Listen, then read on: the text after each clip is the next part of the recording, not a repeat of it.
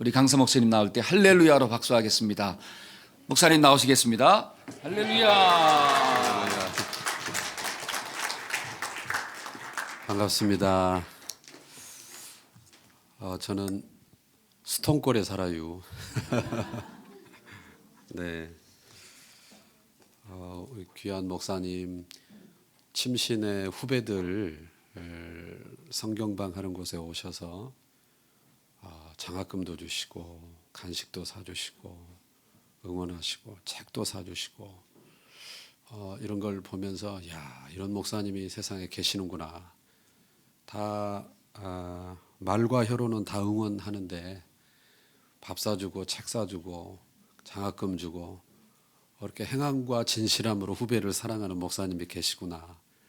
제가 그때 우리 목사님 인격적인 교제를 처음 했습니다. 같이 대전에 있었어도 뵐 일이 서로 없었는데요. 그렇게 너무 좋은 인상.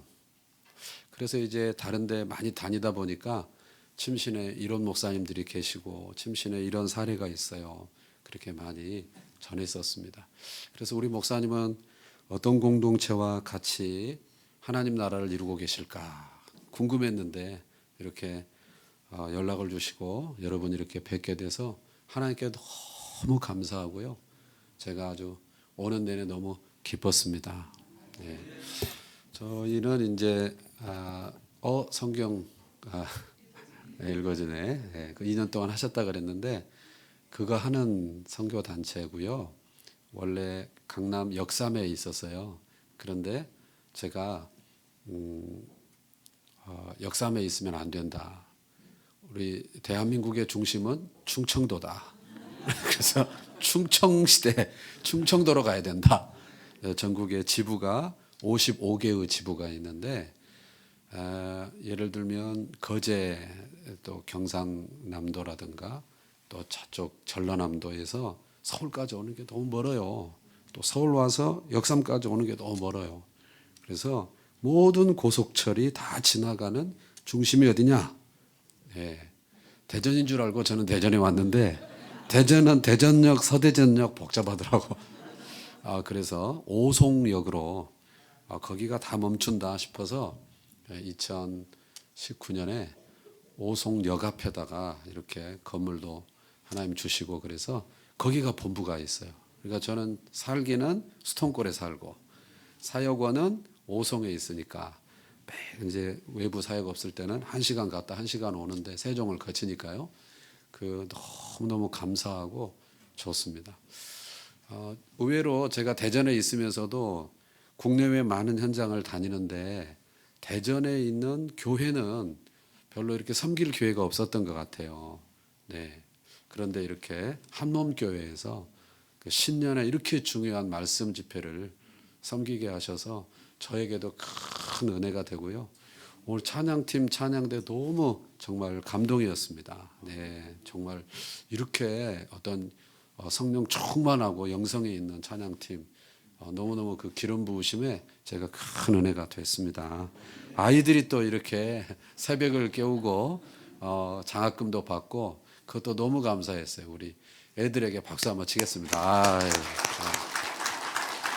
저런 돈은 절대 엄마 아빠가 압수하면 안 돼요. 쳐다도 보면 안 돼.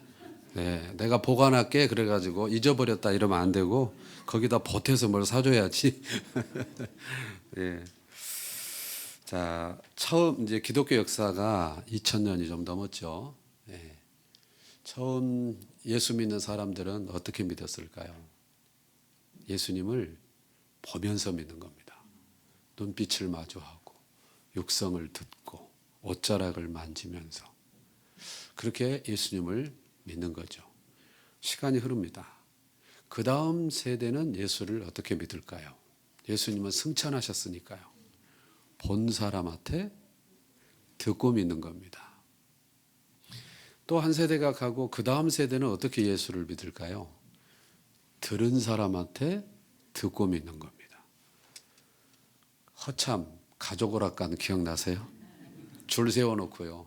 제일 앞 사람한테 제시어를 줍니다. 뒤로 계속 전달해서 마지막 사람한테 마이크를 딱 갖다 대고 무슨 말입니까? 엉뚱한 소리가 나오죠.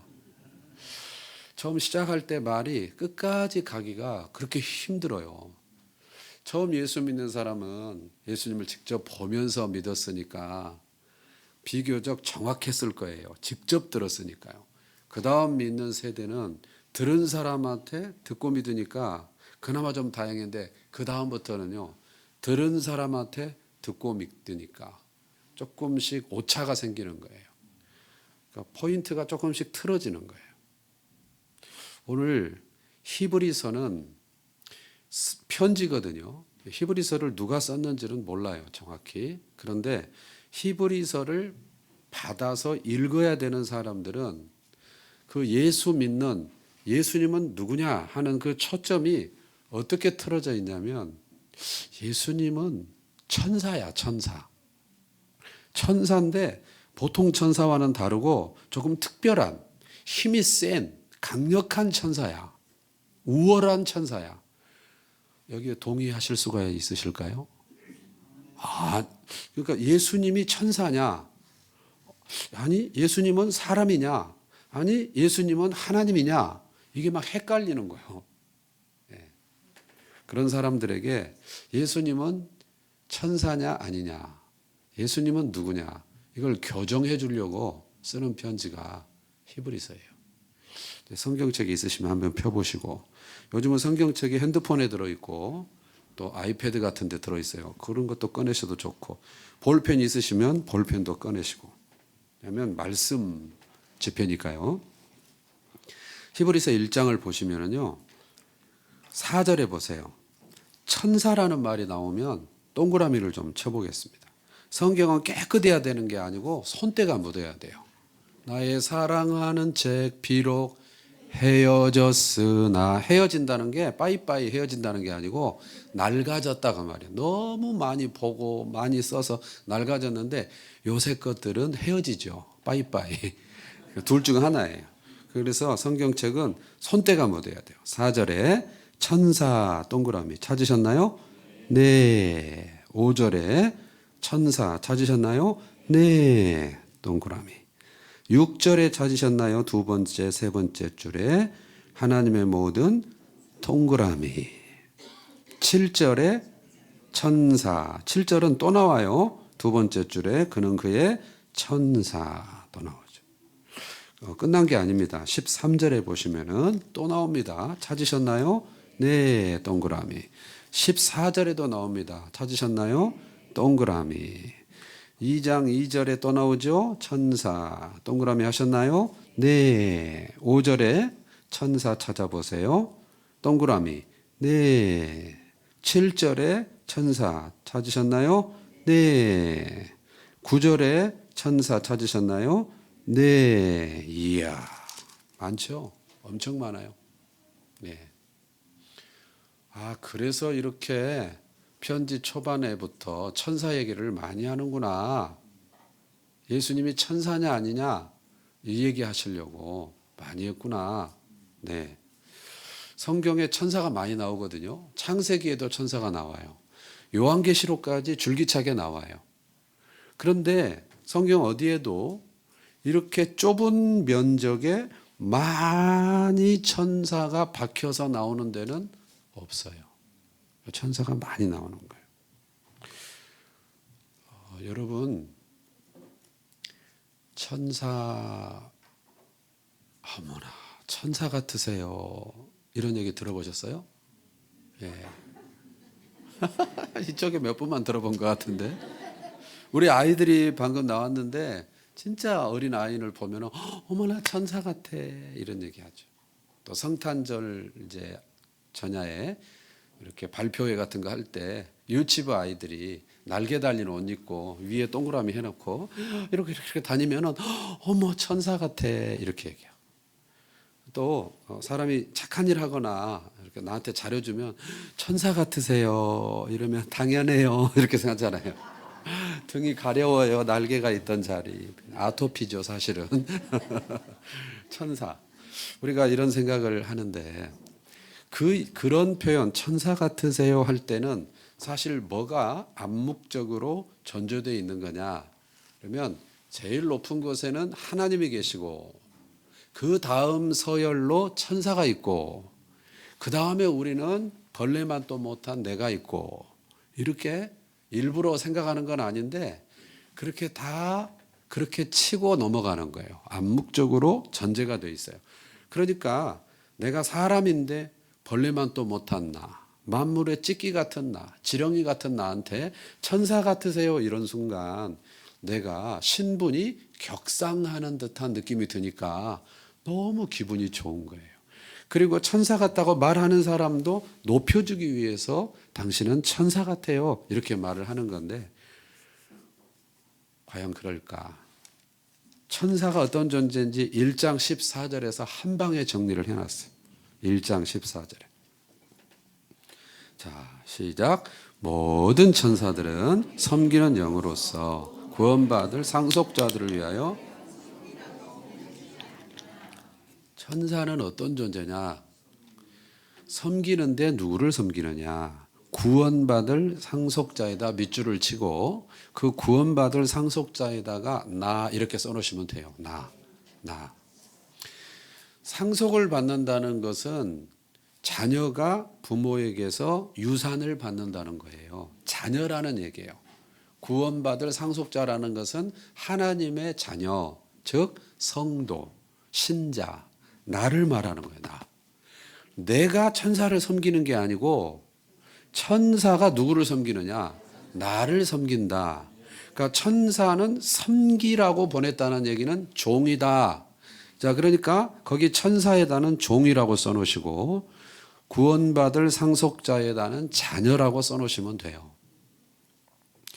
종이 큽니까? 자녀가 큽니까? 주인 입장에서. 당연히 자녀입니다. 자녀를 위해 종이 필요합니까? 종을 위해 자녀가 필요합니까? 자녀를 위해 종이 필요합니다. 하나님이 여기 계신 한몸교회 성도들을 얼마나 귀하게 보시냐면 여러분을 섬기라고 천사를 만드시고 천사를 보내서 여러분을 섬기게 하실 만큼 여러분은 존귀한 존재인 줄로 믿으시기를 바랍니다. 이것이 제 강요가 아니고 제 논리가 아니고 하나님의 말씀이에요. 그러니까 우리는 자꾸 헷갈리는 거예요. 신분과 상태에 대해서 헷갈려요.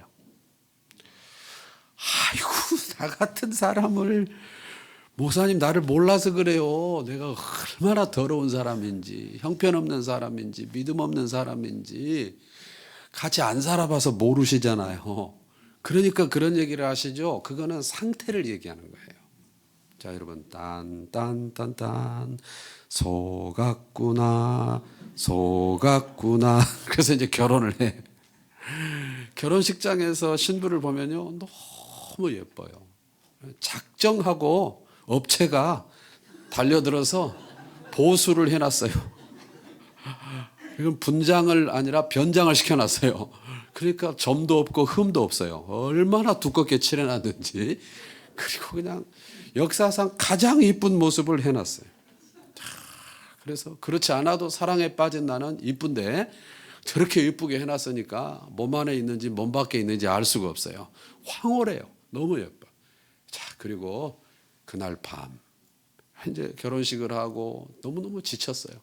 그리고 모든 변장을 다 뜯어내고 단 둘이 있는 시간에 쌩얼로 얼굴을 본 순간 깜짝 놀래요. 누군가 야곱이 속아서 라헬이 아니라 레아한테 들어갔는데 내가 지금 그거 아닌가 헷갈리는 거예요. 도대체 지금 누구세요? 보니까 너무 기미도 많고 주근깨도 많고 점도 많고 흠도 많고 주름도 많고 그냥 낡았어. 물려주라고 할 수도 없어. 자, 이건데요. 이분이 완전히 신부 화장을 해서 점도 없고 흠도 없이 완벽한 상태로 결혼을 한 것 같지만 그러나 화장을 지우고 보니까 너무나 평범한 바로 그 여인이에요. 그렇다고 해서 점이 있고 흠이 있고 주근깨가 있고 주름이 있다고 해서 내 신부의 자격이 없느냐? 아니단 말이죠. 나의 신부라는 그 신분은 아무 하자가 없어요. 다만 상태가 많이 아쉬워. 우리 이걸 헷갈리는 거예요. 내가 구원받을 상속자라는 하나님 자녀라는 이 신분은 전혀 변함이 없어요. 물과 성령으로 거듭난 순간 얻어진 구원받을 상속자라는 이 하나님 자녀의 신분은 마귀가 전혀 손댈 수 없어요. 사망이나 죽음이나 위험이나 적신이나 칼, 그 어떤 것도 이 신분을 깰 수가 없다 그 말이에요. 근데 상태가 어쩔 때는 그 신부답다가 어쩔 때는 옆집 아줌마답다가 어쩔 때는 이렇게 자꾸 바뀌는 거예요, 상태가. 그러나 그 신분은 변함이 없다. 그래서 하나님께서는 우리의 하나님 자녀된 신분 때문에 상태가 올라갔다 내려갔다 할지라도 그 상태와 상관없이 우리를 지지하고 응원하고 복을 주시고 격려하신다. 그 대표적인 게 천사를 동원하신다. 자, 그러니까 나한테 수행 비서가 따라다니고 있는 거예요. 섬기라고 보내신 게 아니냐. 나를 섬기는 눈에 안 보이는 수행 비서, 천사들이 우리 주변에 호위하고 있다. 이것을 감상적으로 우리에게 좋으니까 억지로 그렇게 치고 가자는 게 아니라 말씀이 정확하게 기록하고 있으니 눈에 안 보여도 믿는 게 하나님을 믿으라. 눈에 안 보여도 말씀을 신뢰하고 consider, 그렇게 여기는 게 믿음인 줄로 믿습니다. 믿는 거예요. 그러니까 어머나 천사 같으세요. 그것은 신분 상승이 아니라 신분이 내려가는 거예요. 하나님의 자녀를 종으로 끌어내리는 거예요. 그러니까 앞으로 천사 같으세요 이 말은 정신을 또이또이 차리고 해야 돼. 그리고 그런 말 들었다고 무조건 광대승천, 무조건 좋아할 일이 아니라는 걸 이제 알았어요.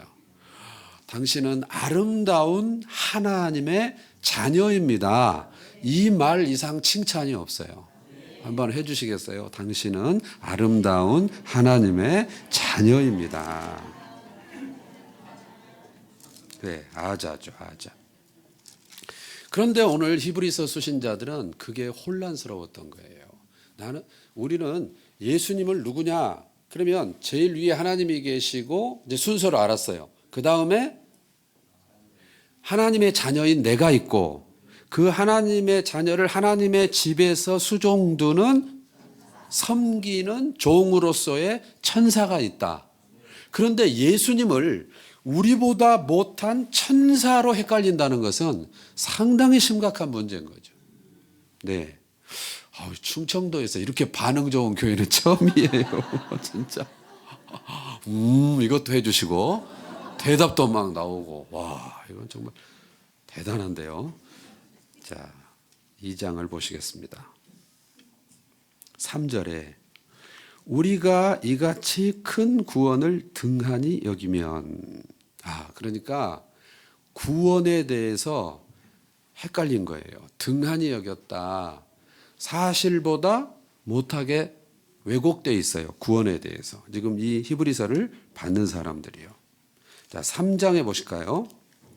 3장에 보시면 2절에 동그라미를 모세에다 하겠습니다. 3절에도 모세가 나와요. 동그라미를 하겠습니다. 5절에도 모세가 나와요. 동그라미를 하겠습니다. 자, 이 모세는 위대한 지도자지만 하나님 집에 어떤 역할을 했냐? 5절에 보니까 하나님의 온 집에서 뭘로써 신실했대요? 종이에요. 모세같이 위대한 사람도 종이었는데 그러나 6절에 예수 그리스도는 하나님의 집을 맡은 무엇이래요? 아들이래요. 그러니까 이 지금 히브리서를 받는 사람들은 율법으로 자꾸 돌아가려고 해요. 구약으로 자꾸 돌아가려고 그래요. 율법 그러면 대표 선수가 누구냐? 모세예요. 그래서 모세에게로 자꾸 돌아가려고 그러는 거예요. 예, 그리스도를 버리고. 그런데 지금 뭐라고 그러냐? 모세는 훌륭하게 역할을 했지만 그는 하나님 집에 충성했던 종일 뿐이고 예수 그리스도는 그 종 중에 하나가 아니라 그 모세의 충성을 받으시는 대상. 모세는 충성할 존재가 있는 종. 예수 그리스도는 충성을 받으시는 하나님의 아들이다. 예수 그리스도는 천사 중 한 분이 아니라 천사를 지으신 창조주고, 네. 그 천사는 하나님의 자녀를 섬기라고 있고, 모세는 충성할 대상이 있는 종이고, 예수 그리스도는 모세와 같은 종들의 충성을 받으시는 왕이시다. 또 볼펜 들고, 오늘 볼펜 안 가져오신 분은 낭패요. 새끼손가락을 깨물어서 해야 돼. 18절에 보시겠습니다. 안식을 찾아보세요. 안식. 안식에다가 동그라미 하셨어요? 네. 4장 1절에 안식 하셨어요? 네. 3절에 안식 찾으셨어요? 네. 세 번째 줄에도 3절에 또 나옵니다. 찾으셨어요? 네. 4절에 제7일 동그라미. 같은 의미 다른 표현. 안식. 두 번째 줄에도 제7일 동그라미. 5절에도 안식 동그라미. 8절에도 안식 동그라미. 하고 계시죠? 네. 9절에도 안식 동그라미. 네. 10절도 찾아보세요. 안식. 11절도 찾아보세요. 안식. 이야, 많이 나오죠? 네. 1장, 2장은 천사가 그렇게 많이 나오더니 3장, 4장은 안식이 그렇게 많이 나옵니다. 아까 모세 얘기하면서 율법 얘기를 했는데요. 이 히브리서를 받는 사람들은 자꾸 율법으로 돌아간다. 구약으로 돌아간다. 이런 얘기를 했는데 율법을 참기름 짜듯이 쫙 짜면 참기름이 나오듯이 율법을 쫙 짜면 뭐가 나오냐? 안식이 나와요. 안식. 네. 그래서 안식일을 어기면 돌로 쳐 죽일 만큼 그 사람들은 안식을 너무너무 중요하게 생각해요. 예수님은 왜 십자가에 죽으셨는가? 여러 관점으로 설명할 수 있는데 두 개를 건드렸어요. 하나는 성전을 건드렸어요. 그들이 목숨처럼 여기는. 또 하나는 율법을 건드렸어요. 율법의 핵심이 뭐였냐? 안식일을 건드렸어요. 이 두 가지 때문에 십자가에 죽인 거예요. 그들은 안식을 그렇게 중요하게 여겨요. 그런데 그들이 말하는 안식은 뭐냐면 율법을 하나하나 다 지켜서 어휴 다 했다. 안식 이거예요. 하나님께 합격받는 거. 이게 안식인데 사도 바울은 율법을 다 지킬 수 있다고 말하는 게 아니라 율법은 오히려 내가 얼마나 형편없는 존재인지 죄인인지를 고발하는 역할을 한다. 율법이 없으면 내가 죄인인 걸 몰라요. 도둑질 하지 마. 이 개념이 없으면 도둑질을 하고도 죄라고 생각을 안 해요. 그냥 장소, 위치를 바꾼 거예요. 네 주머니에 있던 걸 내 주머니로 위치를 바꾼 거야. 개념이 없어. 그러니까 그걸 잘못됐다고 해도 이게 뭐가 문제니? 그러니까 자기가 죄라는 걸 모르는 거예요. 그냥 사람을 죽이는 게 이게 죽일 수도 있다는 사회가 있다면 안 죽고 사는 게 복이고 죽였으면 내 힘이고 이렇게 돼버려요. 그래서 율법이 살인하지 말라 그랬으니까 살인을 하면 죄가 돼요. 근데 이 율법이 너무 많아요. 600개가 넘게 있어요. 하라 하지 마라가 너무 많은 거예요. 그러니까 그걸 다 지킬 수가 없어요. 그러니까 그 율법 앞에서 내가 뭐가 되냐면 나는 죄인이구나.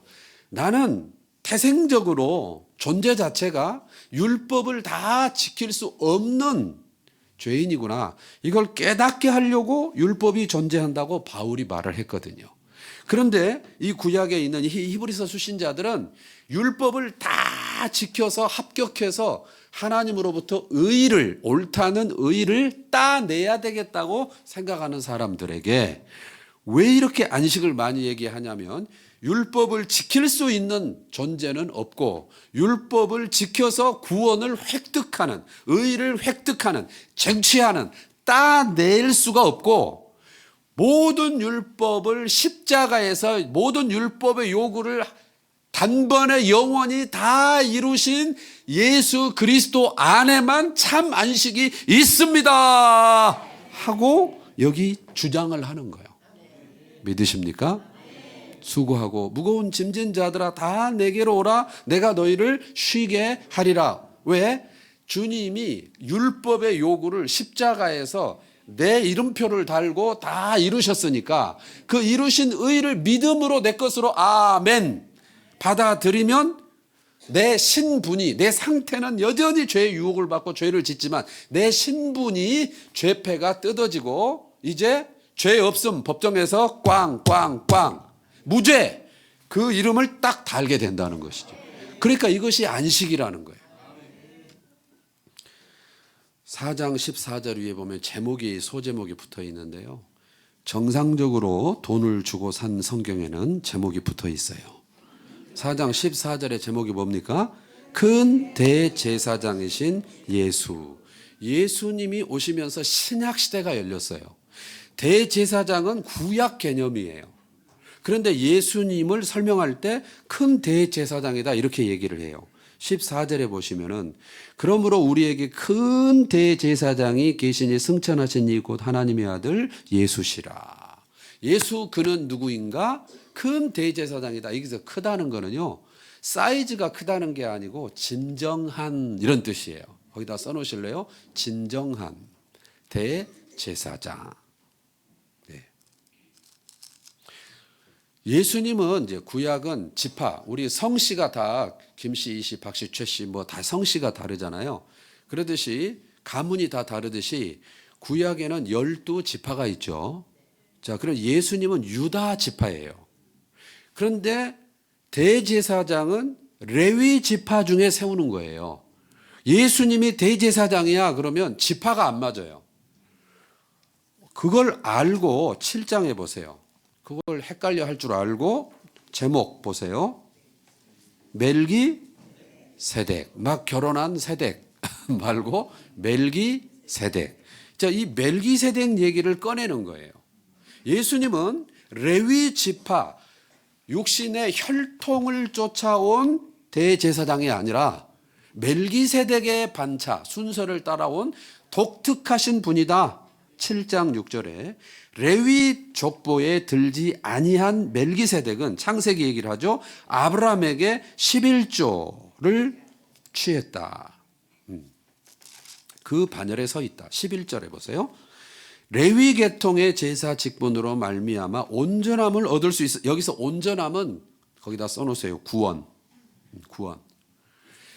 열심히 소를 잡고 양을 잡아 새를 잡아서 제사를 드려가지고 그 제사 때문에 구원을 얻을 수 있었다면 예수님이 굳이 오실 필요가 없다.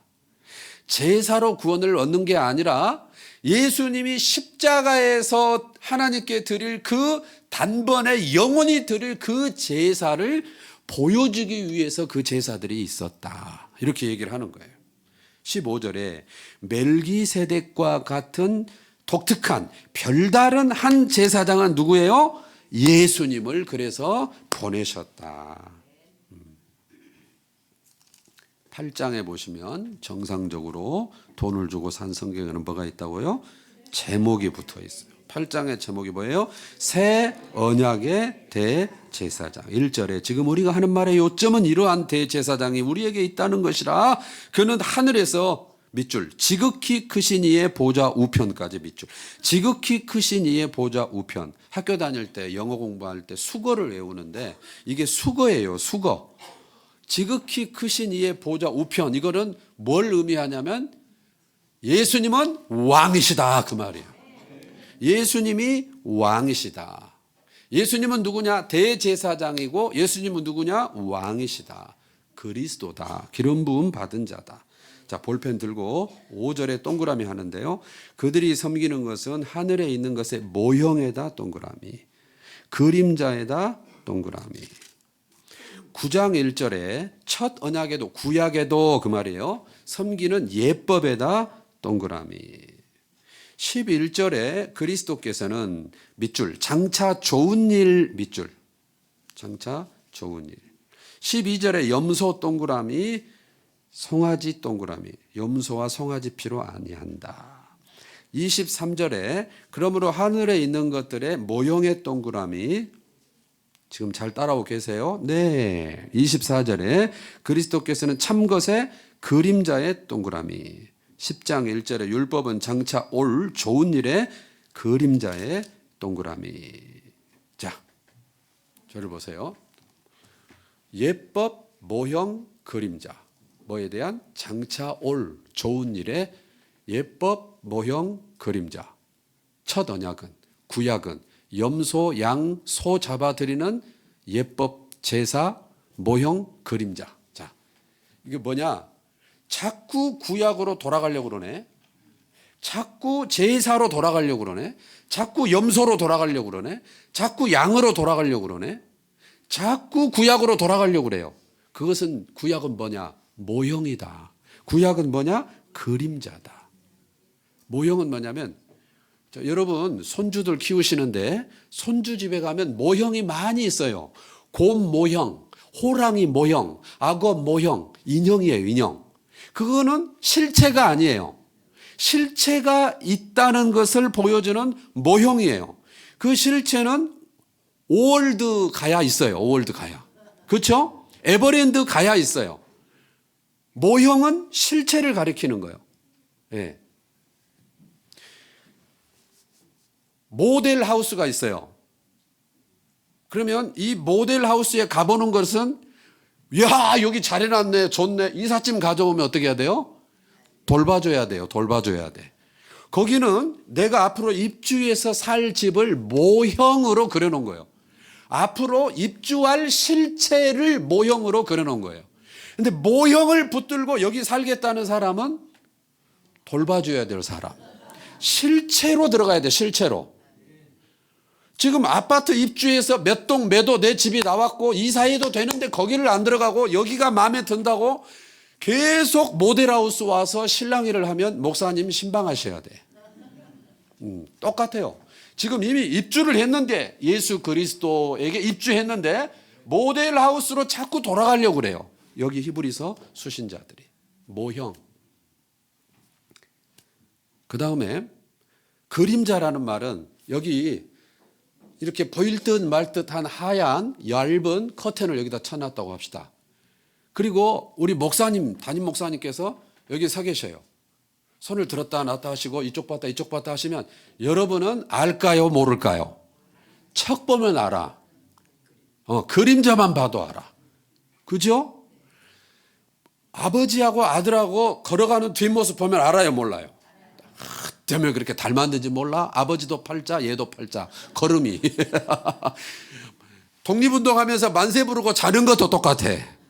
먹는 것도 똑같아. 어쩌면 그렇게 똑같아? 실체를 안 보고 그림자만 봐도 알아.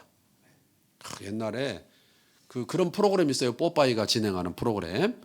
지금 뒤에 계신 분이 내 어머니라고 생각하시는 국군 장병 여러분 앞으로 나오시기 바랍니다. 그럼 다 나와. 엄마가 아닌 줄 알고도 나와. 엄마가 보고 싶어서 엄마한테 한마디 하려고. 근데 진짜 자기 엄마인지 딱 아는 사람이 있어. 그림자만 보고도 알아요. 커튼 뒤에 실체가 있다. 그림자가 있다. 구약은 그림자요. 실체를 바라보는 거예요. 자, 11장 1절 보세요. 볼펜 들어요. 너무 중요한 말씀. 1절. 여러분이 아마 외우고 있을걸요. 그리고 성경에 밑줄이 쳐져 있을 거예요. 시작. 믿음은 바라는 것들의 실상이요 보이지 않는 것들의 증거니. 아멘입니까? 자, 이 말씀은 오해를 많이 받는 말씀이에요. 성경 중에 오해 많이 받는 말씀이 많은데 그중에 대표적인 말씀이 이 말씀이에요. 이 말씀을 어떻게 이해하냐면은 믿었으면 이미 된 줄로 여겨라 이거예요. 믿음은 안 보고도 믿는 거다. 그래서 도마가 생각나. 도마. 보지 않고 믿는 믿음이 복되다. 이걸 생각해. 그 말 자체는 틀린 말이 아니에요. 믿음은 안 보고도 된 줄로 여기는 게 믿음이지. 그건 사실인데 지금 이 말씀이 그 뜻으로 말하는 게 아니라 구약에 있는 성도들은 바라보는 믿음이에요. 장차 올 좋은 일. 예수 그리스도가 오셔서 좋은 일, 복음, 복음을 이루실 그 일을 실제로 목격하고 믿은 게 아니라 바라본 거예요. 구약 속에서. 구약은 그림자만 있었어요. 모형만 있었어요. 양 제사, 염소 제사, 소 제사, 예법 속에서, 대제사장직 속에서, 모형 속에서 예수님이 안 오신 상황에서 예수님이 오셔서 우리를 위한 영원한 단번에 제사를 완성하셔서 우리에게 하나님의 의를 입히실, 우리를 구원하실 그 장차 올 좋은 일을 예법 속에서, 모형 속에서, 그림자 속에서 바라보는 믿음. 구약의 성도들의 믿음은 바라는 것들의 실상이요 보지 못하는 것들의 증거다. 구약의 성도들은 안 보고 믿었다. 예수님이 안 오신 상황에서 그 예법 속에서 우리를 영원히 구원하실 예수님을 바라보는 믿음이었다. 네. 그래서 3절에 믿음으로 아벨은 이렇게 해서 믿음의 사람들을 많이 나열을 해요. 그래서 히브리서 11장의 제목이 뭐냐? 우리가 무슨 장 이렇게 얘기해. 된장, 고추장 아니고 무슨 장? 믿음장 이렇게 말하는 거예요. 그러니까 우리가 11장을 믿음장 이렇게 할 때 얻는 게 있고 잃는 게 있어요. 얻는 건 뭐냐? 그러면 11장 믿음장 그러면 믿음으로 그 생각이 연상이 되니까 좋은 효과가 있는데, 잃는 건 뭐냐면 그냥 믿음이 센 사람들 다 모아놨다 이렇게만 단순하게 생각하는 거예요. 그 믿음이 어떤 믿음이었냐? 엄청난 선언을 하는 건데, 예수님이 아직 오시지 않은 구약에 살았던 사람들도 사실은 어떤 믿음을 가졌냐면 믿음으로 예수를 바라보는 믿음이었다. 예수 믿는 믿음이었다. 구약에는 예수님 오시기 전이니까 구원받는 게 공식이 다르고, 예수님 오셨을 때는 또 다르고, 요한계시록 상황에서는 또 다르고, 이걸 세대주의라 그래. 그게 아니라 모든 역사 속에서 구원자는 예수님인데, 예수님 오시기 전 사람들은 오실 구세주, 오실 구속자 예수님을 바라보는 믿음이었어요. 제가 어디 강의하러 다닐 때 좀 같이 다니시면 좋을 것 같아요. 목사님 좀 빌려주세요. 너무 좋네. 아멘. 너무 좋아. 네. 자, 12장에 보세요. 12장에 이러므로라는 말은 11장을 받는 거예요. 믿음으로 누구는 엄청 나온 이 사람들, 우리에게 이렇게 구름같이 둘러싼 허다한 증인들이 있어. 구약에 살지만 예수님이 오셔서 우리를 구원하실 것을 바라보는 믿음의 사람들이 이렇게 있으니, 그러므로 제발 히브리서 이걸 읽는 성도 여러분, 모든 무거운 것과 얽매이기 쉬운 죄를 벗어버리고, 그 말은 무슨 얘기일까요? 율법을 지켜서 구원을 따내려고 하는 종교적 노력, 이거 제발 좀 내려놓고 인내로서 우리의 앞에 당한 경주를 하며 믿음의 주요 온전케 하시는 이인 예수를 바라보시기를 바랍니다. 예수 믿으셔야 합니다. 예수와 상관없이 종교적 노력으로 구원을 따내려고 하는 그런 거 말고 이미 구원을 다 이루신 예수님을 믿으시기를 바랍니다. 왜 구약으로 또 돌아가려고 합니까? 구약의 사람들은 우리 시대를 바라봤는데 왜 예수 시대에 구약으로 돌아가려고 합니까? 예수 붙잡으시기 바랍니다. 이 얘기예요. 예수 믿는 거예요. 예수 믿는 거예요. 여러분, 교회에 뭔가 내가 집사로, 권사로, 장로로, 안수집사로, 교사로, 찬양대원으로, 찬양팀으로 뭔가 교회 일이 있지, 자기 일이. 그거 열심히 하세요. 밥이 나오나 떡이 나오나 밥도 내가 사고 떡도 내가 하고, 그런데 막 해. 네. 그렇게 하면서도 좋은 소리 못 듣고 혼나고 꾸지람 듣고, 그럼 더 잘할게요 그러면서 해. 그렇게 하는 이유가, 그렇게 했을 때 합격 그래가지고 천국에 갈 수 있으니까 구원을 따려고 한다고 생각한다면 전혀 잘못된 생각인 거예요. 우리가 별짓을 다 해도, 세상의 모든 재화를 다 팔아서 바쳐도 그걸로 구원을 따낼 수 없어요. 구원은 은혜로 받는 것이라고 할 때 그게 무가치하다는 게 아니라 초가치하다는 거예요. 이것은 상품이 있고 작품이 있는데, 상품은 가격표만큼 대가 지불하고 살 수 있는 게 상품인데, 작품은 그 만든 사람이 이거 그냥 줄 수도 있고 아무리 많은 돈을 가지고 와도 너한테는 안 팔아. 그러면 안 파는 게 작품이요. 구원은 상품이 아니고 작품이요. 하나님이 아들의 피값으로 만드신 작품이요. 그러니까 이것은 주시는 분이 주지 않고는 받을 수 없는 초가치한 것을 하나님은 사랑이시라 내게 주셔서 구원을 상속받게 하신 줄로 믿습니다. 그러니까 기독교는 종교가 아닌 거예요. 그래서 종교란에다가 서류를 쓸 때 기독교냐 불교냐 뭐냐 이렇게 쓰게 돼 있어서 할 수 없이 종교란에다 쓰는 것이지, 그러므로 기독교는 종교가 아니에요. 여전히 교회에 와서 구원을 따내려고 헌금하고, 구원을 따내려고 11조하고, 구원을 따내려고 직분을 감당하고, 구원을 따내려고 주일마다 예배 오고, 이것은 기쁨이 없어. 불안해. 언제 불합격될지 몰라. 불안해. 아니에요. 별짓을 해도 별것을 드려도 얻을 수 없는 구원을 은혜로 주셨으니 나는 너무 감사해서 그것에 대한 감사로 내 몸을 드리고 그것에 대한 감사로 헌신하고. 아멘. 1장으로 오세요. 자, 그래서 오늘 본문을 보면 왜 이렇게 천사가 많이 나왔나 이제 알겠고요. 7절에 보니까 천사들에 관하여는, 8절에 보니까 아들에 관하여는 굳이 이렇게 나눠서 설명을 하는 걸 이제 알겠어요. 천사는 이런 존재고 아들은 이런 존재다. 천사는 종이고 아들은 하나님의 아들이다. 아들은 창조주다. 천사는 그 창조주가 만든 피조물이다. 이렇게 나눠서 설명하는 이 장면에서 저는 너무 제가 좋아하는 표현을 만났어요. 오늘 제목인데요. 7절에 또 천사들에 관하여는 그는 그의 천사들을 바람으로 그의 사역자들을 불꽃으로 삼으시느니라. 바람이 되어 불꽃이 되어. 그래서 제목을 여기서 가져왔어요. 하나님은 천사를 어떻게 쓰시느냐? 바람처럼 쓰신다. 우리 주일학생 너무 주일학생 열심히 들었던 거죠. 제가 은혜를 너무 많이 받네요, 목사님. 네. 바람은 눈에 안 보여요. 그러나 존재해요. 제가 바람을 보여드릴게요. 저를 잘 보세요. 바람 보셨어요? 바람은 안 보이는데 바람이 있는 곳에 현상이 따라와요. 흔들려요. 시원해요. 바람은 힘이 있어요. 바람은 아무것도 아닌 것 같은데 바람이 휘몰아치면, 미국 보세요. 토네이도가 한번 휘몰아치면 초토화가 돼버려요. 바람의 힘이 어마어마해요. 바닷물을 뒤에 엎어놔요. 바람이 시원하죠. 바람이 불어요. 제가 어려서 시골에 좀 할머니한테서 좀 자랐는데 너무 제 인생이 그것 때문에 풍성해졌어요. 시골에 살아봐야 돼.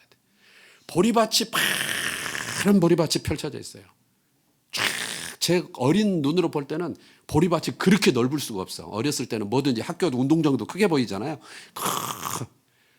그런데 어느 순간에 저기서부터 보리밭이요, 살라살라살라살라살라살라살라, 저기서부터 살라살라살라살라, 뭐가 지나가는 거예요? 그거 뭔지 아세요? 바람이 부는 거예요. 바람이. 하나님은 천사들을 어떻게 쓰시느냐면 안 보이는데 존재해. 주의 마음을 시원케 해. 때로는 강력한 바람을 불게 만들어요. 부흥의 바람도 몰아쳐요. 은혜의 바람도 몰아쳐요. 제가 이렇게 가보면 회중이 쫙 앉아있는데 어디에서부턴가 은혜의 바람이 온 회중에 운행하시는 게 느껴질 때가 있어요. 진짜예요. 바람. 하나님은 천사를 바람으로 쓰신다. 우리는 영과 육체로 돼 있어요. 만져지고 감각해요. 볼 수 있어요. 천사는 영만 가진 존재예요. 사실은 육체가 없어요. 그래서 안 보여요. 바람 같아요.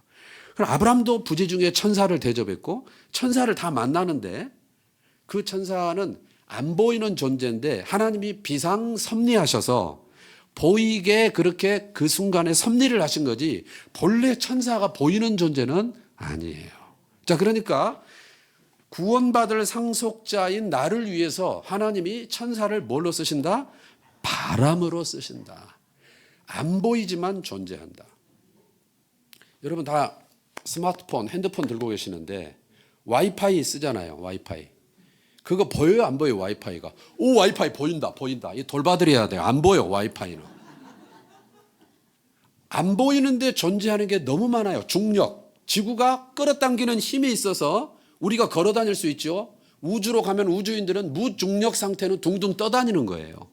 안 보이지만 존재. 양력, 강력, 전자기력 너무 많은 안 보이지만 존재하는 게 많아요. 안 보인다고 내 눈으로 보기 전에는 못 믿어. 이거는 너무 옛날 이야기예요. 와이파이가 보여서 믿냔 말이에요. 쓰고 있으면서 보여달라고 할 수가 없죠. 쓰는 자체가 믿는 거예요. 여러분이 구원받을 상속자로 존재하는 자체가 천사가 여러분을 섬기고 있다는 것을 증명하는 거예요. 현상을 보면 알 수 있어요. 요한복음 3장에 니고데모라는 바리새인의 지도자가 예수님을 찾아옵니다. 대화를 하는데 예수님이 너 거듭나야 돼. 두 번째 태어나야 돼. 이미 태어나서 나이가 많은데 그러니까 말을 못 알아먹고 이 나이에 제가 어머니 뱃속에 들어갔다 나와야 됩니까? 이렇게 말을 해요.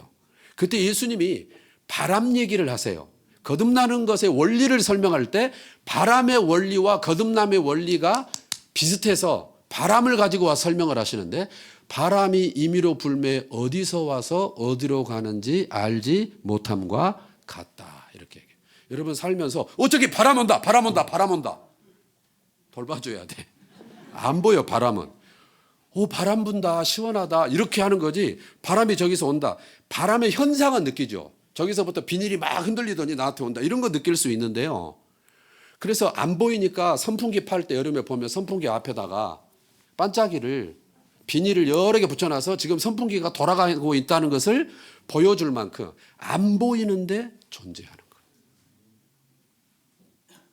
거듭난 사람, 구원받을 상속자, 성령 충만한 하나님의 사람은 바람과 같아요. 이 말이 무슨 말이냐? 저는 지금 여기 센터 성경 사역원 어성경에서 만 11년 사역을 하고 있고 그전에는 10년간 담임 목회를 했어요. 개척을 했어요. 개척을 막 했을 때는 없어요. 성도가. 없어요. 그런데 이제 한 명씩 두 명씩 생기죠. 그런데 교회가 이렇게 성도가 많든 서너 명밖에 안 되든 주일 준비는 에너지가 똑같이 들어. 그래서 개척교회는 할 일이 너무 많아요. 사람은 없고. 그럼 누가 다 하냐? 목사님과 사모님이 다 해. 특히 누가 다 하냐? 사모님이 다 해. 바빠. 밥 해야지, 청소해야지, 화장실 청소해야지, 예배당 청소해야지. 너무너무 많아요. 저는 설교 준비해야지, 주보 만들어야지, 뭐 이제 이런 게 많은데 어느 날은 너무 바빠가지고요. 내일 주일인데 막 갑작스러운 일이 많이 생겨가지고 예배당을 청소하고 정리를 해야 되는데 그걸 못한 거죠. 그래서 밤 12시가 다 돼가지고 둘이 허겁지겁 가서 문을 딱 열었는데 깨끗이 청소가 돼 있고 정리가 돼 있어. 천사가 지나갔어. 저 따라다니세요. 천사가 왔어. 둘이 딱 눈을 마주친 순간 서로가 눈가가 젖는 거죠. 누가 했다고 문자를 준 것도 아니고 전화를 준 것도 아니고 어디다 써놓고 간 것도 아닌데 누군가 했어. 개척교회라 몇 명 안 되는데 빤한데 누군가 했어. 근데 자기를 밝히지 않아. 밝힐 필요가 없어. 주보에 낼 필요가 없어. 광고에 올릴 필요가 없어. 바람처럼 지나간 거예요. 거듭난 사람은, 하나님의 사람은 내 이름이 밝혀지고 드러나고 알려지는 거 상관이 없어. 내 눈에 보이게 하시면 나는 감당한다, 순종한다. 공동체도 그래요. 모든 일을 회의해서 하는 게 아니라 내 눈에 뭐가 보여. 저기 불이 깜빡깜빡하면 다른 사람 눈에 안 보이는데 내 눈에 보이면 하나님 뜻이 있다. 내가 섬겨야 되겠다. 뭐든지 그런 거요. 저거 불편하게 보이네. 다른 사람 눈에는 안 보이는데 내 눈에 보여. 그럼 하나님이 나를 바람처럼 쓰시기를 원하시는구나. 바람이 지나가는. 저는요 이렇게 예배당에 와서 밥을 먹을 때도 누가 혼자 먹으면 다른 사람은 자기 먹느라고 정신없는데 내 눈에는 보여. 혼자 드시네? 쓸쓸해 보여. 그러면 식판 들고 거기 가서 앉아서 같이 먹는 거예요. 바람이요, 바람. 뭐 크고 위대한 일 아니어도 괜찮아요. 크고 위대한 일 아니어도 괜찮아요. 이제 페이스북에 우리 동기가 영상을 하나 올렸는데 나이비 90이 넘으신 어르신이 이제 한글을 배우는 거예요. 시골이니까. 너무 감동이죠. 마을회관에서 배우는데 동기가 밑에서 찍어서 올렸는데 허리가 다 꼬부러진 이 할머니가 계단을 거의 기어서 올라가시더라고요. 2층이 교육장인가 봐요. 제가 뭐라고 썼냐면 거기에 마을회관 2층짜리인지 모르고 교회인 줄 알고 엘리베이터가 빨리 있어야 되겠다. 그랬더니 마을회관이래. 방법이 없나 봐요. 그런 게 보이는 거예요. 그걸 보는 순간에 저도 할머니 밑에서 허리 구부러진 할머니 밑에서 커봤기 때문에 그게 보이는 거예요. 그러면 그 보이는 사람이 뭔가 거기에 대해서 기도하고 하나님께 지혜를 구해서 뭔가 대책을 마련해 주는 거예요. 제가 한번 거기 가보려고 그래요. 저는 엘리베이터를 해드릴 힘은 없어도 뭔가 방법이 있겠지. 가서 보면 사람들을 모으든지 어떻게 하든지 세상에 너무너무 감동이 되잖아요. 그런 장면이. 바람. 그 다음에 두 번째는 불꽃이에요. 그의 사역자들을 뭘로 삼는다고요?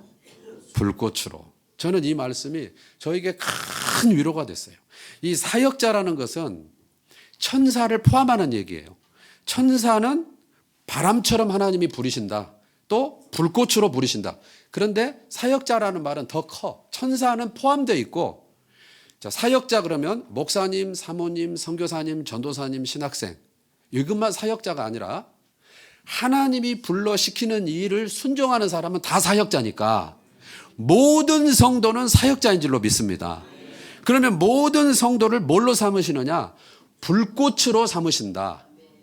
불로 삼는 게 아니라 불꽃으로 삼는 거예요. 네가 불이야 그러면 저는 죽었을 것 같아요. 제가 지금 사역하는 이 기관은 목사님 같은 전문 강사가 12,000명이나 돼요. 웬만하면 안 놀라시는구나. 그중에 절반은 목사님이니까 엄청나요, 엄청나.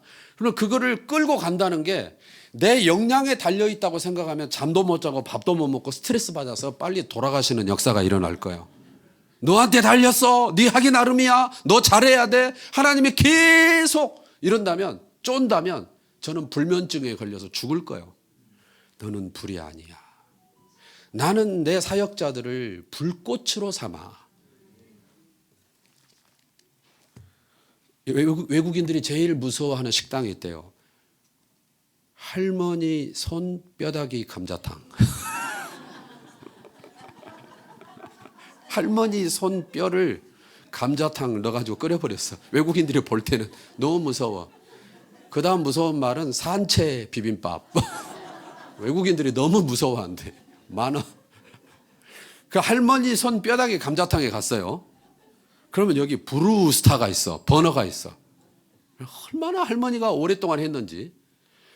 그래 불을 켜도 안 와. 가스가 없나? 가스도 있어.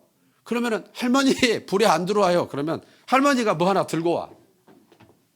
토치. 갖다가 대고 탁 돌리면 불이 팍 붙어요. 이거 토치요. 이렇게 해도 안 뜨거워요. 틱틱틱 아무것도 아니에요. 이건 불이 아니에요. 이건 불꽃이에요. 그런데 갖다 대고 불을 탁 켜면 불이 확 붙어요. 불길이 일어나요. 이게 불꽃이에요. 불이 아닌데 불을 일으켜요. 1903년에 감리교 선교사 중에 하디라는 분이 있었는데 그분이 원산에서 동료 선교사님들하고 모였을 때 이런 고백을 했어요. 내가 사실은 고백할 게 있습니다. 뭡니까? 우리가 조선 선교를 하는데 이렇게 열심히 해도 열매가 잘 안 일어나는 이유를 고민을 했는데 제가 답을 알았습니다. 뭡니까? 저 때문입니다. 아니 뭐라고요? 여러분은 모르시겠지만 하나님은 아십니다. 제 속에 조선 사람들을 무시하고 깔보는 교만한 마음이 있었습니다. 하나님은 이민족을 사랑하시는데 나는 이민족을 무시하니 역사가 안 일어나죠. 고백을 했어요. 그랬더니 같이 있는 선교사님들이 저도 그래요. 사실은 저도 그래요. 저도 그래요. 그렇게 회개하는 현장에 성령의 역사가 강하게 일어난 거예요. 그래가지고 그 하디가 가는 데마다 그 고백을 해요. 가는 데마다 성령의 역사예요. 그래서 그 불꽃이 어디까지 가냐면 1907년 장대연 교회 평양 대부흥 운동으로 붙어요. 불길이 일어나는 거예요. 2주 동안 사경회를 하는데 갈수록 더 많이 모여서 어마어마한 한국의 부흥이 일어났어요. 하디 선교사님은 전혀 예측하지 못했어요. 그거를 계획하지 않았어요. 자기는 그냥 하나님 앞에서 그 마음을 토설한 것뿐인데 하나님이 그의 사역자들을 불꽃으로 삼으신 거예요. 불길을 일으켜버린 거예요. 제가 오래전에 본 자료라 기억이 가물가물한데요. 영국에서 오래전에 예배당을 건축하는 거예요. 오랫동안 기도하고 예배당 건축을 해요. 헌금을 하는 시간이야. 헌금 바구니가 이렇게 생겼지 않고 커요. 그렇게 막대기도 길어요. 그게 돌아가 이렇게. 돌아가는데 어디 갔더니 여학생 꼬맹이 하나가 한참을 들고 있더니 옆에다 놓더니 자기가 그 위로 올라가서 앉는 거예요. 만약에 우리 한몸교회에서 우리 누구 여기 주일학생이 그랬다. 헌금 시간에. 그럼 어떻게 될까요? 또 끌려가네. 끌려가. 그래서 확 그냥 혼나. 여기 영국이잖아. 왜 그래? 이렇게 물어본 거예요. 너 왜 이렇게 하니? 물어봤어요. 그랬더니 얘가 눈물이 그렁그렁해서 뭐라 그러냐. 우리 교회가 오랫동안 예배당을 지으려고 기도하고 저도 기도했는데 저는 어리기 때문에 헌금을 하고 싶은데 돈이 없어요. 그럼 나는 뭘 드릴까 하다가 어젯밤에 기도했는데 나를 드리기로 했어요. 그래서 나를 하나님 앞에 드리기 위해서 헌금 바구니 안으로 들어갔다는 그걸 본 순간에 눈물바다가 됐어요.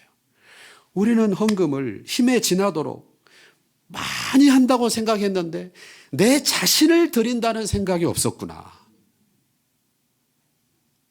그래서 그것 때문에요. 예배당이 지어진 것이 문제가 아니라 그 공동체에 하나님 앞에 헌신의 바람이 불길이 붙어가지고 그 교회뿐만이 아니라 그 지역이 불길이 막 붙은 거예요. 그 애가 그걸 생각했겠어요? 예측했겠어요? 그걸 노렸겠어요? 자기는 하나님 앞에 감동으로 그렇게 했는데 하나님은 그의 사역자들을 불꽃으로 삼으시느니라. 베세다 들녘의 한 소년의 도시락, 그 소년 먹기도 부족한 그것을 불꽃으로 삼아 다 먹이고 12광주리를 남기신 거예요. 마지막입니다. 8절에 아들에 관하여는 하나님이여 주의 보좌는 영영하며 주의 나라의 규는 공평한 규니이다. 주께서 의를 사랑하시고 불법을 미워하셨으니 그러므로 하나님 곧 주의 하나님이 밑줄 즐거움의 기름을 주께 부었다. 기름 부으심 이런 거 들어봤어요? 네. 막 성령 충만하면 기름 부으심이 넘친다 이런 표현을 쓰잖아요. 기름 부으심 그러면 뜨거운 거, 열정, 홀리, 거룩한 거 이런 이미지인데 여기 이미지가 안 맞는 수식어가 붙었는데 즐거움의 기름 부음. 의를 사랑하고 불법을 미워하는 예수님께 하나님 아버지가 그 아들에게 뭘 주셨냐?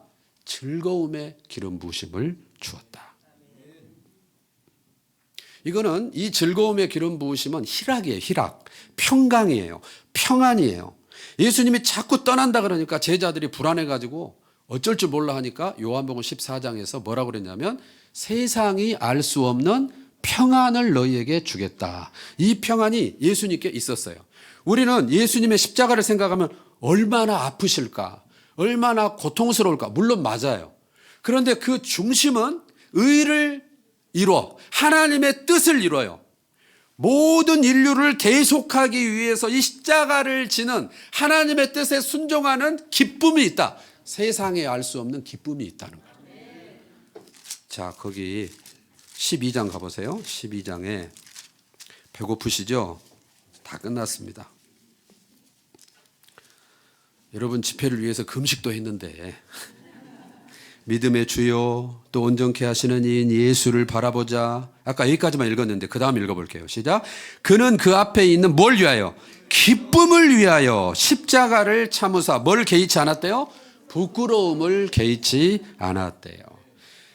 완전한 인간으로 오셨기 때문에 찔린 자국이 아프고 수치와 모욕감은 그대로 다 있지만, 그러나 이것이 하나님의 뜻을 이루는 길이라는 설명할 수 없는 기쁨, 즐거움으로 가득했다는 거예요.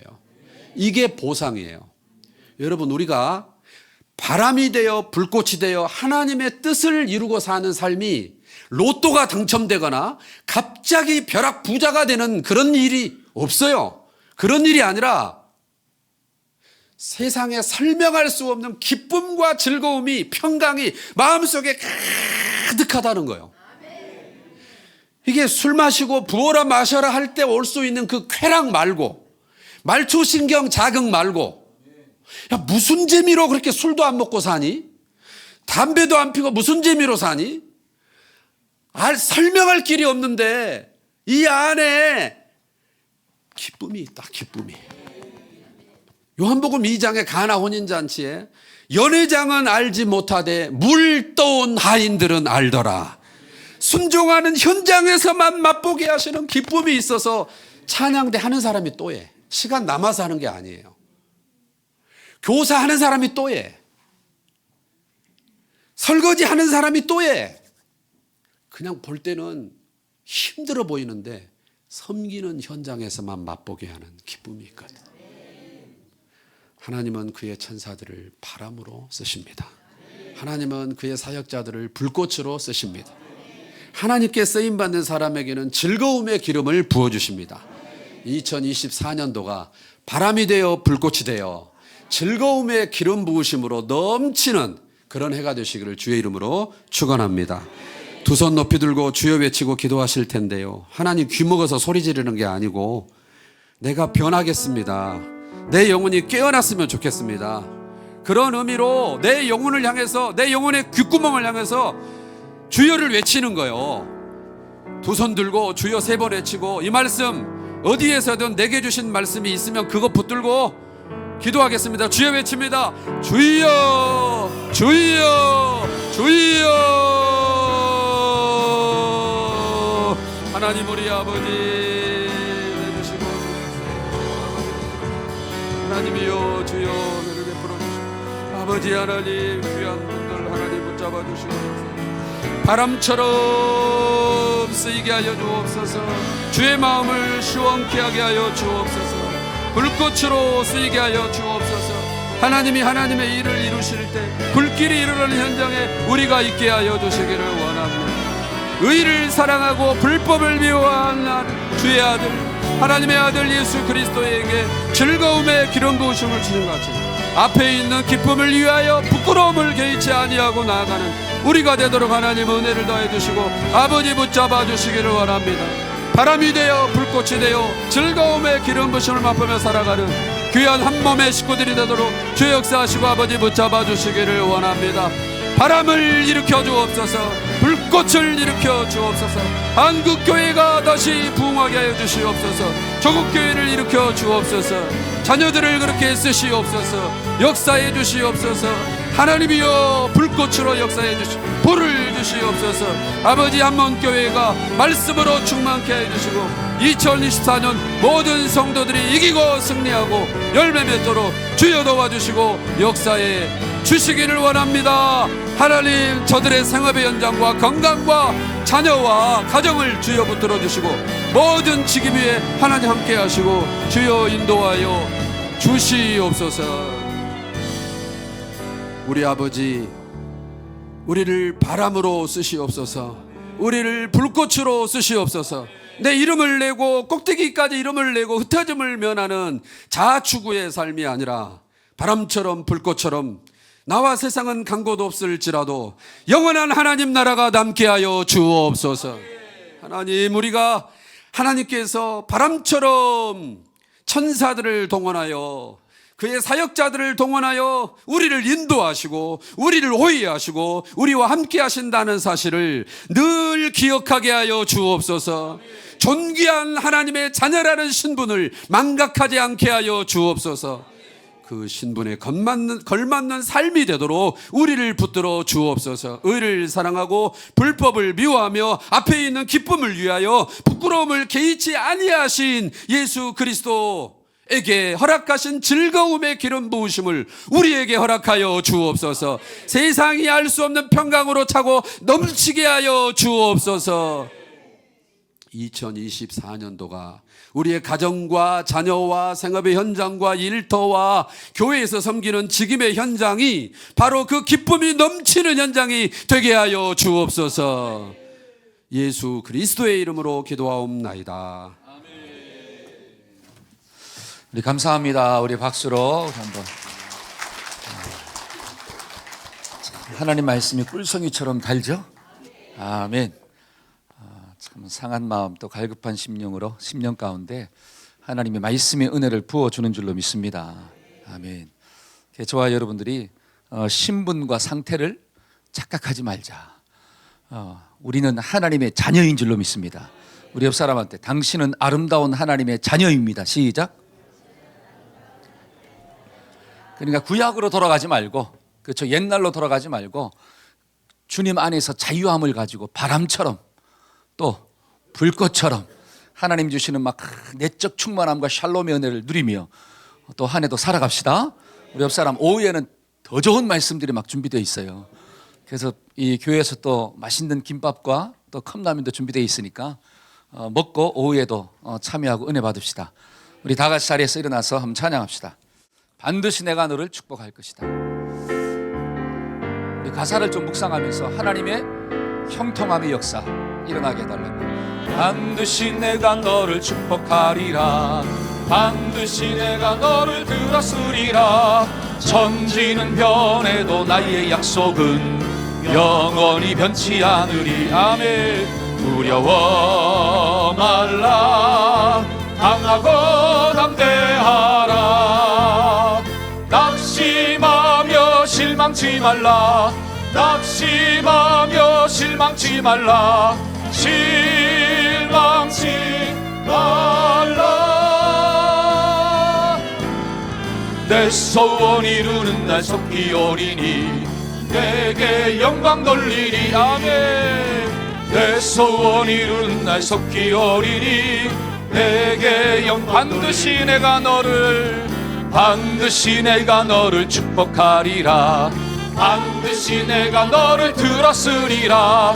세상의 소망이 사라졌어도 온전히 나를 믿으라. 아멘. 두려워 말라. 강하고 담대하라. 인내하며 부르짖으라. 인내하며 부르짖으라.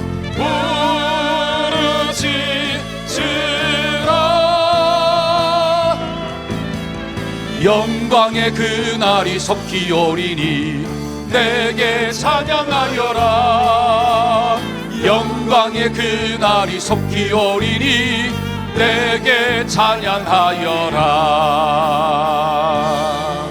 아멘. 우리 가슴에 손을 얹고 한번 기도 받읍시다. 하나님 감사합니다.